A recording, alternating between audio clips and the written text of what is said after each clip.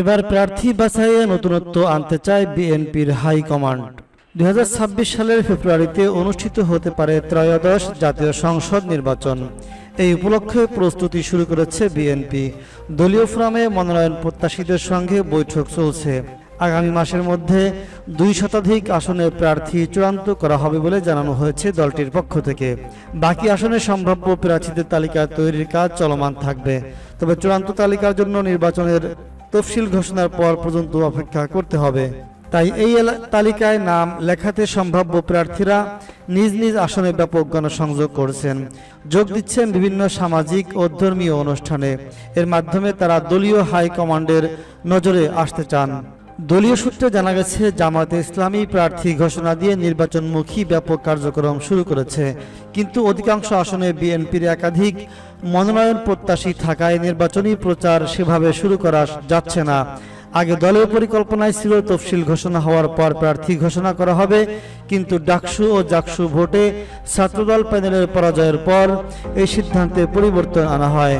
এখন পরিকল্পনা হচ্ছে আগামী মাসের মধ্যে 2 শতাধিক আসনে প্রার্থী তালিকা চূড়ান্ত করা হবে। এ লক্ষ্যে ভারপ্রাপ্ত চেয়ারম্যান তারেক রহমান এবং দলের শীর্ষ নেতারা মনোনয়ন প্রত্যাশীদের সঙ্গে কথা বলছেন।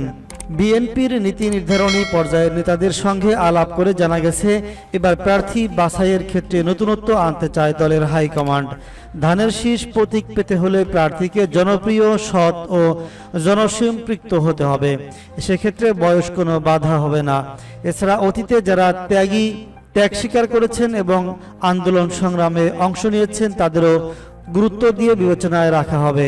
এবার চমক হিসেবে থাকবে তরুণদের মনোনয়ন দেওয়ার বিষয়টি। এক্ষেত্রে শতাধিক আসনে মনোনয়ন পেতে পারে উচ্চশিক্ষিত, দক্ষ তরুণ এবং সাবেক ছাত্র নেতারা। তৃণমূলের নেতাকর্মীদের সঙ্গে কথা বলে জানা গেছে, দীর্ঘ 17 বছর মানুষ ভোট কেন্দ্রে যেতে পারেননি।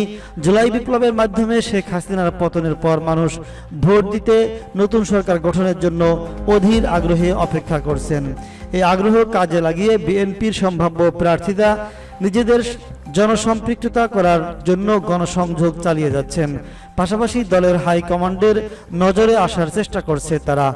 সম্প্রতি এক অনুষ্ঠানে বিএনপির যুগ্ম মহাসচিব শহীদউদ্দিন চৌধুরী আনি বলেছেন, জনগণ গণতন্ত্রের ভিত্তি শক্তিশালী করার জন্য নির্বাচনমুখী হয়ে পড়েছে। মানুষ ভোট দেওয়ার জন্য অপেক্ষা করছে। এই নির্বাচনমুখী ব্যবস্থাকে জনগণের কাছে উৎসব মুখর পরিস্থিতিতে নিয়ে যাওয়ার জন্য আমরা সবাই ঐক্যবদ্ধ। দলের সবুজ সংকেত পেয়ে ঢাকা 4 আসনের গণসংযোগ করছেন মহানগর দক্ষিণ বিএনপির সদস্য সচিব তানভীর আহমেদ রবিন। তিনি আমার দেশকে বলেছেন, প্রতিদিনই বিএনপির 31 দফা কর্মসূচি নিয়ে মানুষের ঘরে ঘরে যাচ্ছি। একই সঙ্গে এলাকার সমস্যাগুলো চিহ্নিত করে তা সমাধানের পরিকল্পনা করছি। দলীয় নির্দেশনা পেয়ে নির্বাচনী প্রচার শুরু করেছেন সুনামগঞ্জ 1 আসনের মনোনয়ন প্রত্যাশী যুব দলের সহ সাংগঠনিক সম্পাদক মাহবুবুর রহমান সরকার। তিনি প্রতিদিনই বিভিন্ন এলাকায় গণসংযোগ চালিয়ে যাচ্ছেন।